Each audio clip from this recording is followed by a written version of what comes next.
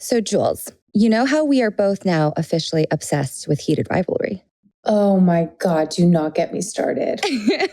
Well, I had a little glimpse into my Ilya moment recently. Oh, do tell. Okay. Yes. All right. So last week I was on my way to a date and I was running a little late. So I'm like trying to find street parking. I finally find a meter. I pull over, I like hop out of the car. I'm fumbling with my credit card trying to pay this meter. And I hear this Russian man behind me. And I turn around and I'm like, is this person talking to me? And I look up and it's this tall, fit Russian man. And he goes, I want to try to do a Russian accent, but it would be so bad. He was like, what is your name? And I'm like, my name is Sasa. And he goes, in my country, Sasa is unusual name. And I go, hon, in my country, Sasa is an unusual name too. And he's like talking and asking for my number. And I'm like, okay, you know what? Like, this is my Russian moment. Like, I just finished watching Heated Rivalry. I'm obsessed with Ilya. Then the universe plops Russian man in front of me. I mean, I was like, all right, I guess I'm going to do this. Oh, wait, so are you going to the cottage? I literally, oh my God, I did not have the balls to ask him this, but I wanted to be like, I'll give you my number if you say this one sentence to me. Okay, Sasa, I know what you're going to ask him. This is what you must do. You must do. You must get him to do a voice recording of I'm coming to the cottage. And then you must send it to me so I can keep it because I need it. Oh my God, that is so crazy. I know, isn't that funny? You manifested an Ilya. Does he look like Ilya? He's not as blonde as Ilya and his hair's shorter, but he's like as fit as Ilya. So that was it's a plus. Wait, how exciting. I know. You met a man in the wild. I met a man in the wild. And usually the men that ask me out in the wild, I am not game for. But this one, I was like, okay, thank you, universe. This is a good one. Welcome to GlowJob, the beauty podcast that's more than skin deep. We're the only podcast to make you hotter and smarter.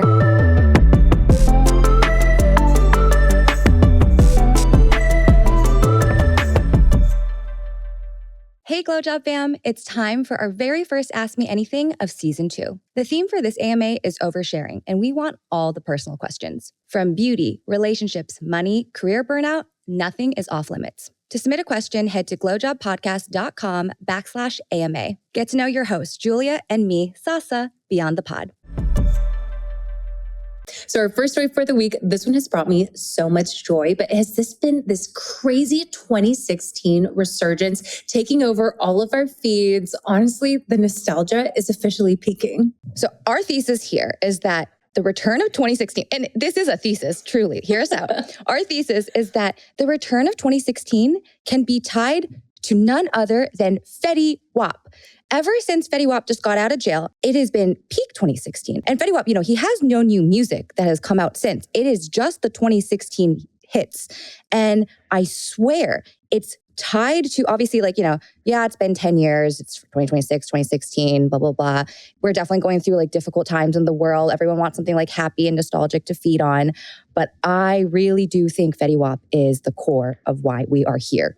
Oh, totally. He is driving this engine and it is bringing me so much joy. I feel like, I don't know, I personally believe that I have not peaked as a human being, but 2016 Julia was a different beast. Honestly, it just makes me feel so free and young and just watching all of these flashbacks of pop culture moments, fashion moments. I really want a resurgence. I'm here for it. I'm totally here for it. It's fun. It's got good energy, happy energy. So happy energy is key. But, okay, so to recap, what is kind of 2016? And to break it down, let's play a game, Sauce. Let's do a GlowJob style rapid fire of all of the trends from 2016 and whether or not we think that they should make a comeback. Okay, a little hit it and quit it. Let's do it. Okay, first one, the skinny black choker necklace. Quit it. I'm over it. I do not like that look. I know some people do. I'm not into it. So honestly, I definitely wore my fair share of those, but I feel like a niche person will try and bring it back because all those 2016 people are in our 30s and our 40s. We now have necklines. So I kind of feel like the black choker is multi-purpose here. Okay. It's like hiding tech neck. I get it. I see. Dual purpose. But what about skinny jeans? Hit it. I'm here for it. I do not understand this Gen Z skinny jean hate. I find them like in the right cut, they can be extraordinarily flattering. No? I love skinny jeans with knee-high boots. That's my favorite look to pair skinny jeans with. So I'm here for that for sure. Yes. Next one is, what about that army jacket? That kind of multi-purpose, utilitarian, khaki colored coat. No. It makes me very, very cringe. And like, it kind of also reminds me of early 2000s, which I also know is kind of trending and back, but very few people can pull that off. So I have to say, quit it. I'm here for it. And I'm 3 for 3 right now. Okay. Like, I don't know how the rest of this game is going to go, but let's keep going. Oh my God. What about those like mirrored sunglasses? I'm thinking like the Dior ones. Honestly, hit it. I'm here for it because I still have mine and I want to rewear them. They were really expensive. Oh my God. I'm dying. Okay. All right. Next, I feel like you already know my view on this one, but Golden Goose sneakers. Quit it. No. I do not like them. Mm-mm. I am still here for them. I still wear them. I remember when I bought my first pair, I'm like, I am going to milk this cost per wear. Like there is no tomorrow. And I still wear Golden Geese. Like, yes, I bought like a few new pairs, but I'm still here for it. Okay. I'm still 100% on bringing all of these back. You are 2016 all the way. I love this. Okay. So next one. And I guess let's make this like a twofer. So they're both purses, iconic purses. But first, the Balenciaga City bag. And second, that Celine tricolor kind of like tote top handle bag. Those are hits. Those are classics. And I am very pro both the City bag and the Celine trifold. Like, I'm here. Yes. They're iconic. They're so good. We got to bring them back. Mm-hmm. How about Snapchat filters? Remember the dog? And those stupid flower crowns. I do. Okay, yeah. So I think this is going to be the first one that I have to say quit it. And it's just because like, I just can't. I had it. They had its moment. I can't do that anymore. What about you? Oh, it's a quit it for me. I'm over it. Okay. We're in agreement now. Yeah. So the next one is this whole idea of like big makeup. So there's so many different makeup trends, but let's just start with the first one, those kind of blocky, square, dark eyebrows. You know, I rocked the blocky brow back in 2016. And I like a big, dark brow. So you know what? Let's say hit it. Okay, for you to hit it. For me, I think it's a quit it.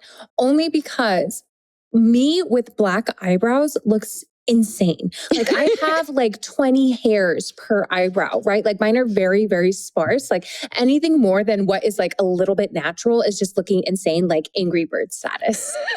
Angry Birds. Oh my gosh. How about a matte skin look? I mean, this is such a vibe back then, like the super just kind of like airbrushed finish. But honestly, I still love the dewy skin look, the luminous skin. I'm going to have to say quit it on that one. I feel you on that. I'm quit it too. I like dewy skin. It's good. Right? Okay. But kind of related to dewy skin, I feel like, you know, these looks walked so dewy skin could run. But the next one we have is that like super icy, blinding highlight. Think like Becca, Anastasia. You know, I kind of got to say hit it because I love highlighter.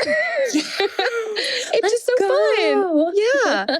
I'm normally not like the big makeup girly, but something about highlight, I am just here for. Just bling me up, please. Fun. It is so fun. And it's so crazy because like I don't know if Gen Z truly understands like what this highlighter looks like in real life. Like it's not dewy whatsoever. It is not natural whatsoever. It is like chromatic. Like you borderline look like a robot. It is that like shiny and iridescent. And the last one for a 2016 trend, what about cut creases? Oh my God. I mean, so I had to grow out of the cut crease and it was like a lesson learned the hard way because back in the day, I just did not understand the concept of blending.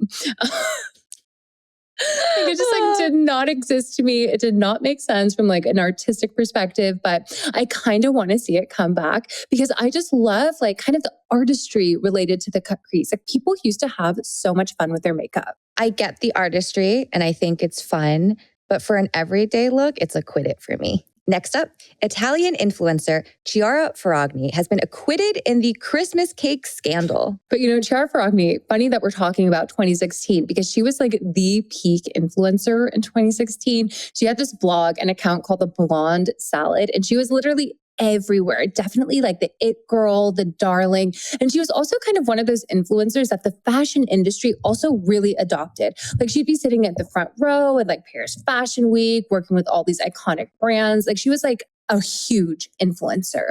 But basically in 2022, she partnered with this Italian food company and they made this branded, like kind of like panettone Italian cake. It's really big in Italy, but people always like gift this kind of like cake to each other. It's like a thing out there. But anyways, so on this cake that was pink and branded just like her, they had this verbiage on it kind of advertising this charity initiative for like a children's hospital. And all of the consumers that were purchasing this cake, like, they saw it was for Christmas, they saw a line for charity. They all basically assumed that if I buy this Chiara Ferragni Christmas cake, some of the proceeds are going to be going to charity, right? Like that's like a very natural assumption.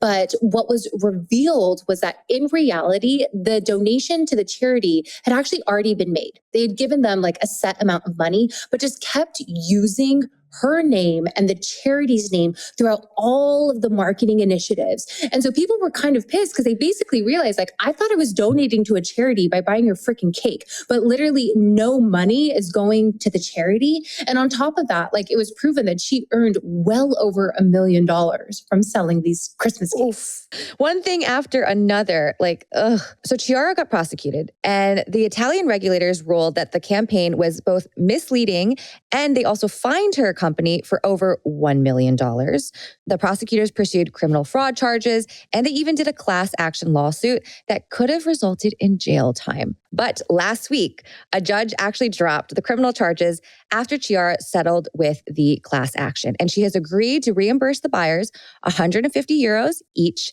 and make an additional donation to a domestic violence nonprofit. It's such a crazy story if you think about it. Like she almost went to jail over this Christmas cake stuff. They were looking at 20 months in jail, which is absolutely insane. Because at this point, like she's like a mother of 2 young children. And like you're insinuating, you're making such a big insinuation. Like the consumer, I'm not sure what the consumer protection laws are like in Italy, but I'm assuming they're similar to the United States.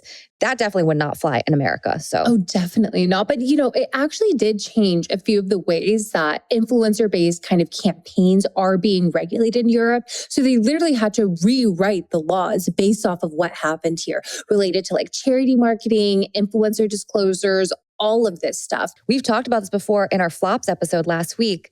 It takes years to build consumer trust and like a second to lose it. Next up, France has officially banned PFAS or forever chemicals in all across their cosmetic products. So this has taken place effective January 1st of this year. And this applies to all cosmetic products that are sold in France. And it's part of a broader environmental and health protection effort that they're enforcing. So why does this matter? It actually forces brands to rethink formulation, performance claims, and even ingredient sourcing. So across the whole supply chain.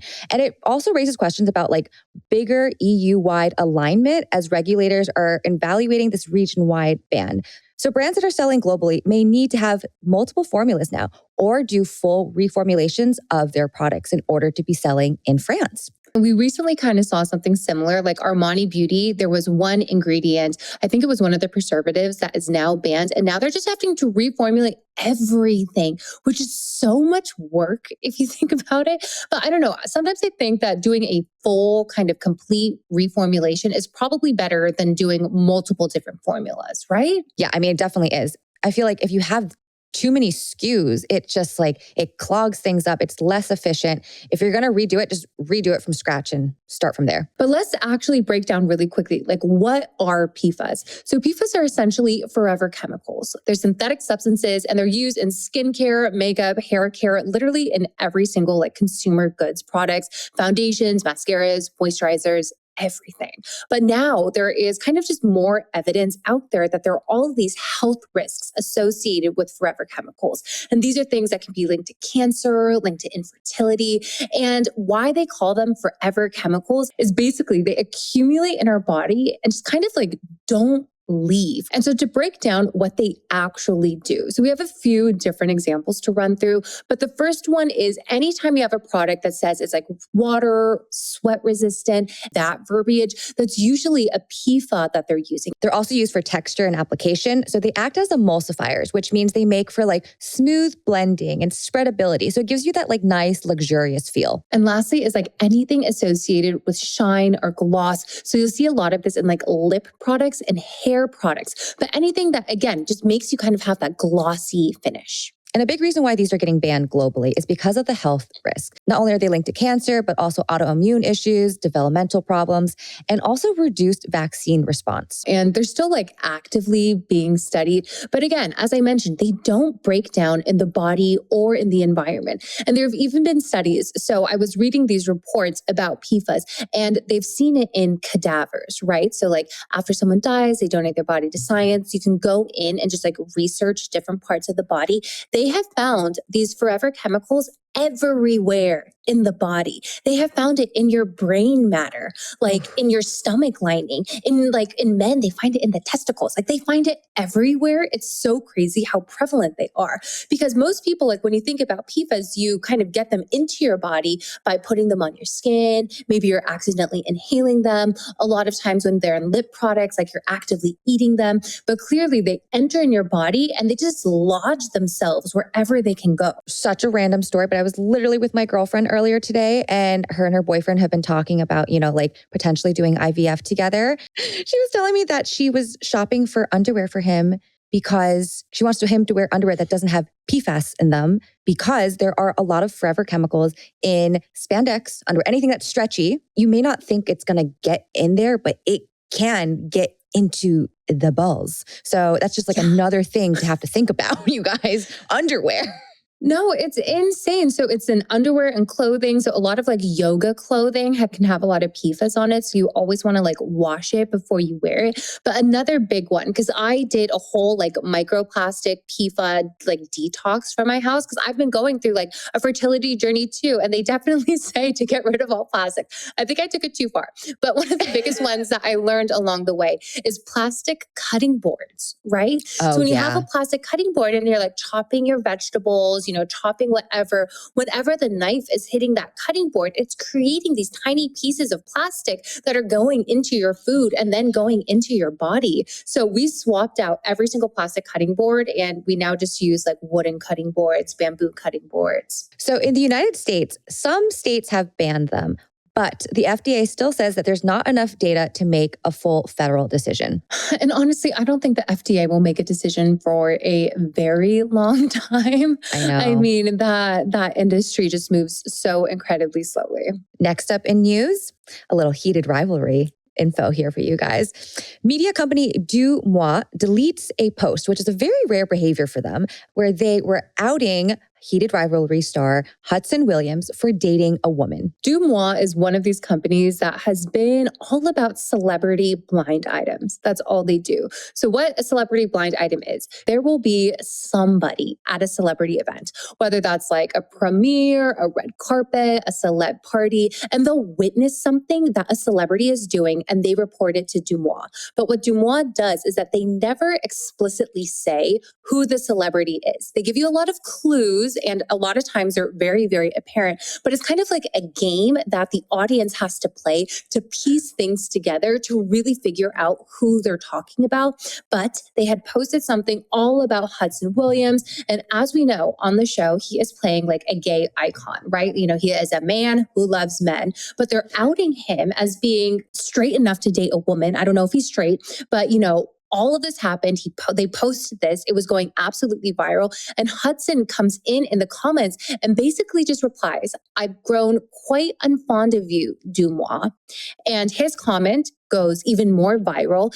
And DeuxMoi took down the post, which is something that they literally never do. Now it's like, okay, is that information, was it extremely questionable? Do they realize that they had to rescind it because it wasn't even true? Because DeuxMoi, they say some crazy ass stuff. Like, remember when everyone was being outed as a yacht girl, AKA this era of when DeuxMoi was accusing every major female celebrity of being a prostitute? They got so many cease and desist letters and never stopped. They would just keep going harder and harder. Like Emma Ratajkowski, like Miranda Kerr, Kate, whatever, all of these celebrities. And they didn't stop. But all of a sudden, Hudson comes in and just leaves one comment, didn't have to get a legal team involved, and boom, they remove the whole video. Also, who cares if he's dating a woman? I mean, Ilya's character's bi. We live in a day and age where people date other people. Who gives a crap? Let the man date whatever he wants. Honestly, I agree. I couldn't care less. It's so bizarre that straight women are falling in love with this gay character and then getting upset that he's straight in real life. Is kind of is that what's happening here? I know. Wouldn't you think they would be happy? They're like, now I have a chance. But no. We want to keep the fantasy alive that he could never, ever date a single woman. That's crazy to me. Next, in beauty news, Honest Company is exiting D2C, aka direct to consumer, and just moving away from this model altogether. So what's changing? First of all, their website and their app have shut down, and now they're fully pivoting to retail. So that means Target, Walmart, Amazon, Kroger. So their leadership team has said that they want to focus on formulas and products, not e-commerce infrastructure. I feel like they are very preferred on Amazon. They have tens and tens of thousands of reviews. They're very established in that online presence already. So it makes a lot of sense to kind of meet their consumers where they're already shopping. Because if you're buying things like diapers and house cleaning supplies, Amazon is kind of your go-to center for that kind of activity. If I'm a busy parent, I don't want to go out of my way to, go on the website and have to pay for shipping and wait an extra few days versus on Amazon. I can get it tomorrow. That's real easy. Subscribe and save. Yeah. Are we Amazon spokespeople? I don't know, but I would honestly be down. So hit us up, Amazon. Next up in pop culture news, and this one blew my mind, you guys. Brooklyn Beckham has finally broken his silence over the Beckham family drama. I feel like this one was a long time coming, but at the same time, it still took everybody by total surprise. But there's been so much drama between Brooklyn Beckham and his wife, Nicola Peltz Beckham, and the entire Beckham clan. Because recently they all just unfollowed each other on Instagram. So the entire world is like, oh my God, what the heck is happening? Recently, he went on and publicly addressed all of the rumors from his parents, David and Victoria Beckham. So now let's recap some of the most salacious moments in Brooklyn's Instagram statement. So he stated that his parents tried to undermine his relationship with Nicola ever since before their 2022 wedding. And he said that the wedding drama was not just internet gossip. He specifically pointed to the issues around the wedding dress. So Victoria Beckham, his mother and fashion designer, was supposed to design the custom wedding dress for Nicola. And he claims that his mom backed out at the last minute and said that there was tension that never stopped afterwards. So before Brooklyn spoke out about all this, there was a little bit of a narrative where Victoria said that, she really wanted to make this dress for Nicola and that Nicola didn't want the dress from Victoria Beckham, that she actually wanted a different designer, but felt like, the Beckham family was forcing themselves onto her by wearing this dress. In Brooklyn's statement, he said that his wife was actually very excited to get a custom dress from his mother. And then his mother was like, you know what? Never mind. I don't want to work with you anymore. I almost didn't want to believe that, full stop. I'm like, that is absolutely crazy. But the drama around the wedding still continued. Brooklyn was saying that the day of the wedding, him and Nicola, his new bride, are supposed to have this romantic first dance, very classic. And so, they had Mark Anthony, the super famous singer. He was going to sing for them and they danced. But last minute, Victoria is standing on the sidelines, hops in, hijacks the dance. And then Brooklyn said that she was provocatively dancing and just making him feel super uncomfortable and awkward. I don't know. Do you believe these stories? I know we only went over a couple of them. This makes me so sad, Julia. It's truly makes me so sad. It's so hard to believe because I feel like the Beckhams are just so beloved, especially after they did that documentary, just Victoria and David, just talking about the two of them, or I think it was mostly David Beckham. But anyways, like they were so lovely in the show. It's hard to believe that they would do these things. So I don't know if I'm fully sold on Brooklyn's story. Are you? I think families are really difficult. And I know what it's like when a family doesn't like a partner, boyfriend, girlfriend, and tension can get real bad and real messy. And it makes people do some crazy things. Look, I love Victoria Beckham. She's my favorite Spice Girl of all time. But like, you know, her and David are well-polished people. Like they are media trained. They have probably some of the best PR teams behind them. Like they know everything about image. So of course we're going to love them. Like they're beloved. They're these huge media figures. I wouldn't put it past them for being controlling for sure, especially on the image stuff and like making sure that they have a united front and a very clean image on social media. I also think that this is high emotional stakes. You can just sense it. Like there is a lot of emotion tied to it. And when there's a lot of emotion tied to it, things are not always black and white. I think there's a lot of gray area here. So when I was reading this story, I get that there's probably a lot of gray area. But for me, when it comes to like family or close relationships, there's this aspect of like loyalty. And I could be having the biggest argument with anyone that I'm close with. My parents, my brother, my husband, like my friends. I would never say anything publicly about them. Do you know what I mean? Like, so when I see this, I'm just like, this is crazy. It is crazy to be saying those things. Next up, we are seeing a brand new trend in interior design. It's called dumb rooms. Designers are seeing a backlash against these like hyper connected living situations. Think smart homes, but let's break down dumb rooms. So what is a dumb room? It is basically a no screens, no apps room where there's only physical switches, analog clocks, paper books, literally like the opposite of a smart house. So no Nest, no Ring cameras, no Alexa, nothing. So this is mirroring like a broader lifestyle trend where everyone wants to go back to analog.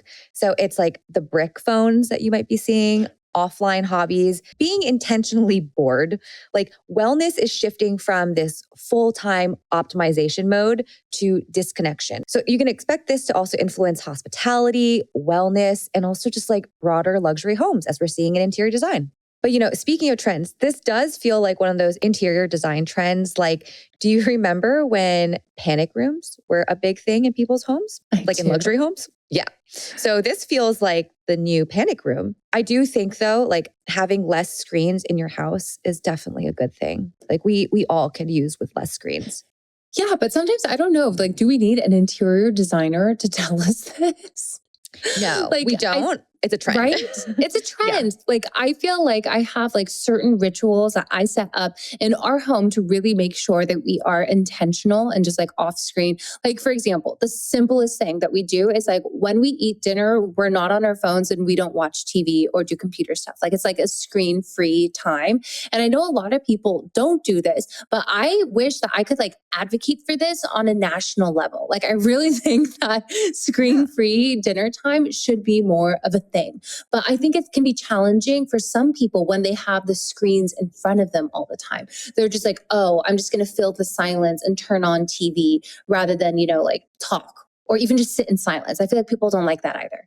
I kind of get it. Sometimes it's hard. Sometimes it's hard to put your phone down. You know, hey, Julie, I finally got that thing on TikTok where it says, are you scrolling? Like trying to tell me to stop scrolling. It hadn't happened to me for the longest time. And it finally did. And I was like, oh, okay. I am on my phone for too long now. You know, I always just tell myself that like, since we do GlowJob and GlowJob's like basically a job that like phone time is work. My screen time doesn't apply to us. This is our job. You guys, it's research all the time.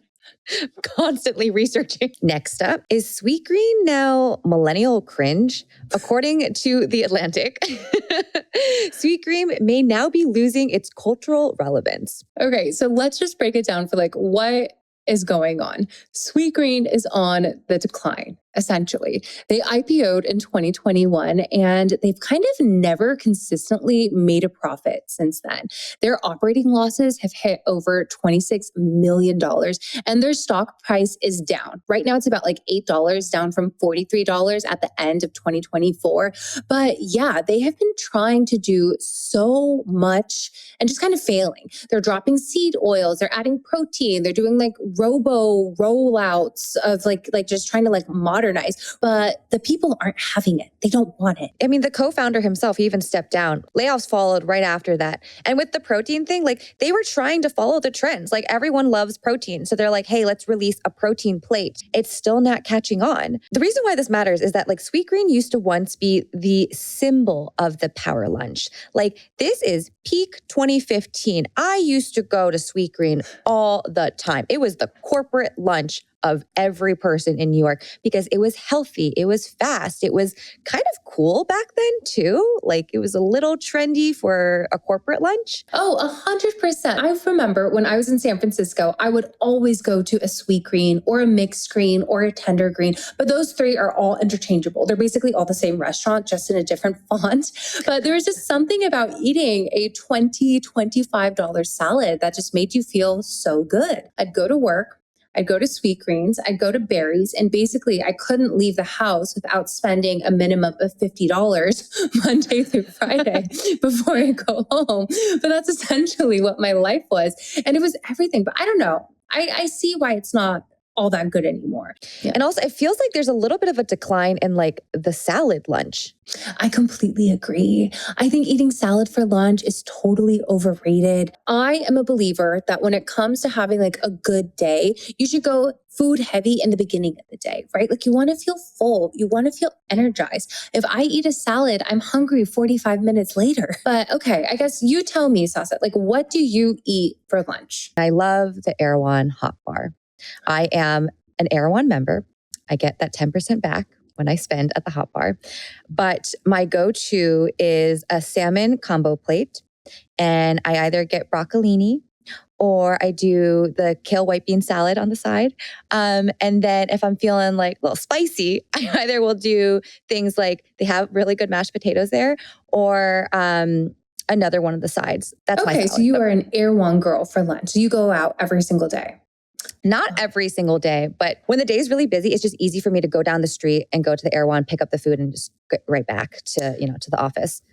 But sometimes I'll do leftovers, that's when I'm trying to be a little bit more price conscious. Okay, that's fair. I mean, I bring my lunch every single day. Every day I bring my lunch, unless like I have a working lunch meeting where I can like expense a lunch.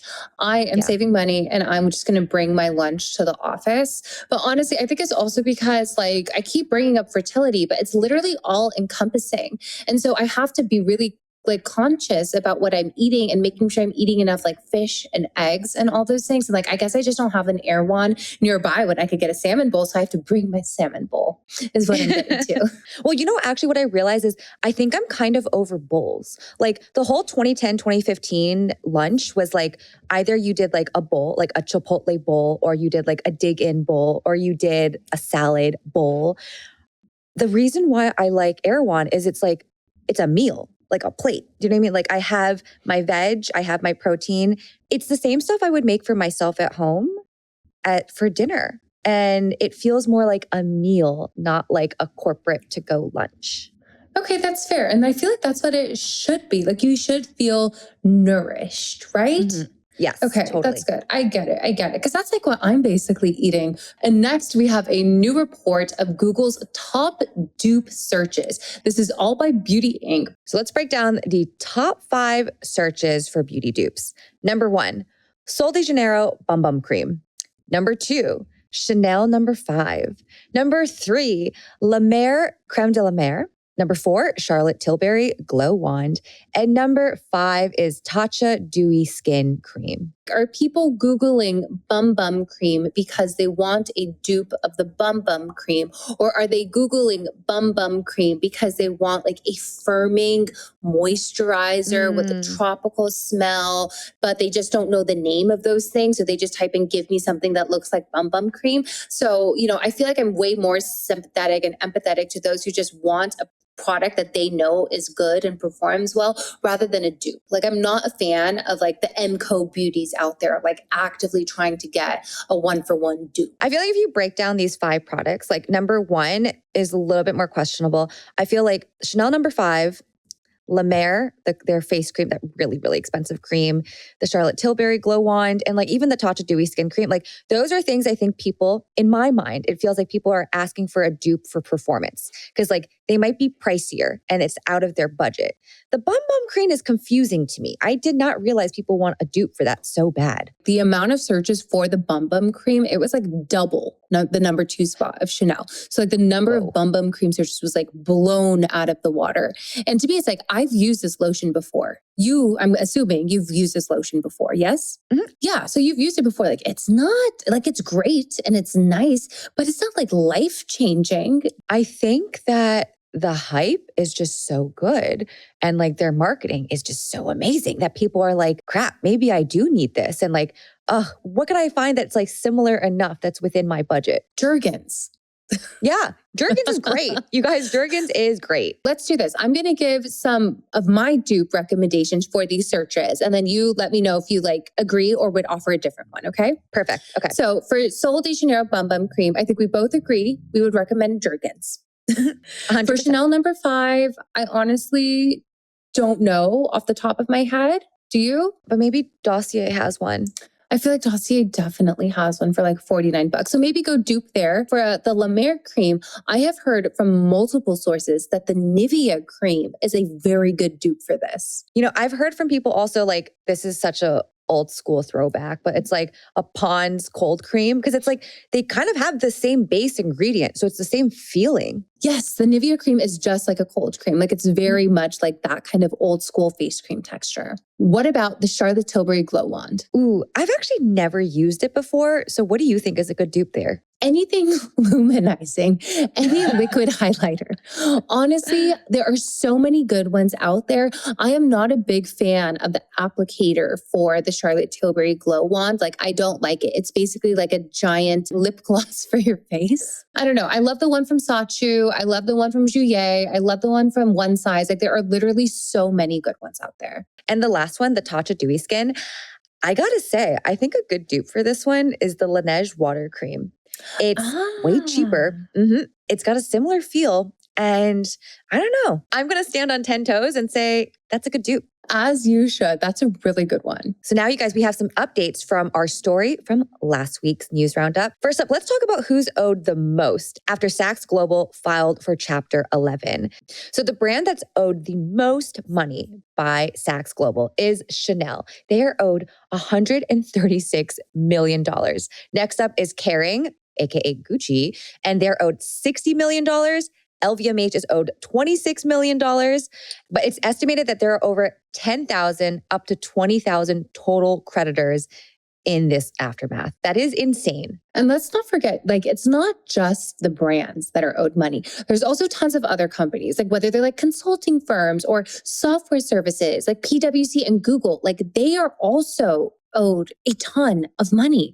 But it's just crazy because when we think about it, when we were talking about it last week, we kind of went over like how debt gets paid, how creditors get paid back. And it's always going to be the big guys that get paid first. And all of those other 10, 20,000 people, like they might never see a dime back. And for our last story, we have an update. Last week, we covered some interesting gambling moves when it came to Polymarket, especially when it came to a man that made a bet on Venezuela. But let's break down what actually happened and what the update is. So this bet was around the capture of Maduro. And this man placed a bet hours before Maduro was actually captured by the U.S. military. And he technically won the bet. He won $400,000, but he did not get paid out. He placed a bet on the U.S. invading Venezuela, but technically the U.S. did not invade. They just went to capture Maduro. And so when it comes to things like capturing, getting injured, deaths, etc., so these kind of bets are considered to be illegal and they're not actually accepted by the platform. So I'm really glad that we're getting into this because I remember last week we were talking about like, oh, you know, like we don't want betting on like people dying or car crashes. Like, after doing more research and learning more about it, like you actually can't make those bets. So it really is good to note. But like the more I've been learning about Polymarket, it's just so crazy about how much of like a market maker this really is in terms of the amount of data that they have about just like us behaviors, just like kind of like general consumer behavior. It's absolutely wild. This is not related, but sort of related. I remembered seeing someone post on Instagram being like, hey, you guys, you know that 2016 like IG trend of like post a picture of yourself from 2016 and you upload it? They were like, this is like Big Brother out there collecting information on our faces to see how we age. And like, that's what AI is going to use it for, blah, blah, blah, blah. Look, I already accepted that the overlords, the tech overlords above me control way more than I realize with like this betting data, with AI imagery, whatever. Like this is just the world we live in now. It really is. But you know what? They're not getting the realistic view of what we looked like in 2016. We all had Snapchat filters. Nobody looked like that. That's so true. So true. Filters 24/7. So it's fine. Take my picture. I don't care. All right, guys, that is a wrap for today's news roundup. Be sure to stay tuned next Monday for our weekly GlowJob news roundup. And don't forget to tune in this Thursday where we're going to have a full deep dive episode on whether or not it's still worth it to be an influencer in 2026. See you next week. Bye.